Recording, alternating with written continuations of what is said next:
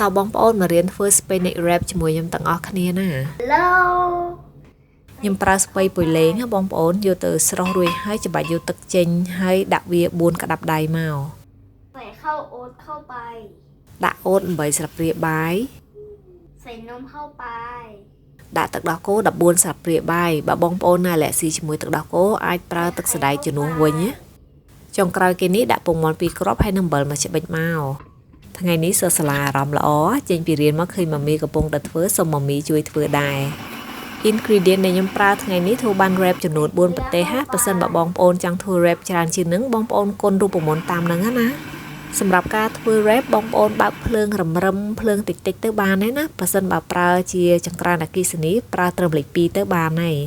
ពេលចាក់ម្សៅនឹងលើកខ្ទះសិនមកបងប្អូនហើយពវល់រែងវាឲ្យស្អាតសព្វល្អហើយចាំតម្លាក់ខ្ទះទៅវិញសម្រាប់ខ្ទះវិញយើងប្រើប្រភេទ non stick អញ្ចឹងយើងមិនប្រើខ្លាញ់ប្រើប្រេងឆាអីទេទុករហូតដល់សាច់ម្សៅវាឡើងស្ងួតចាំប្រែទៅម្ខាងទៀតរួចជាការស្រេច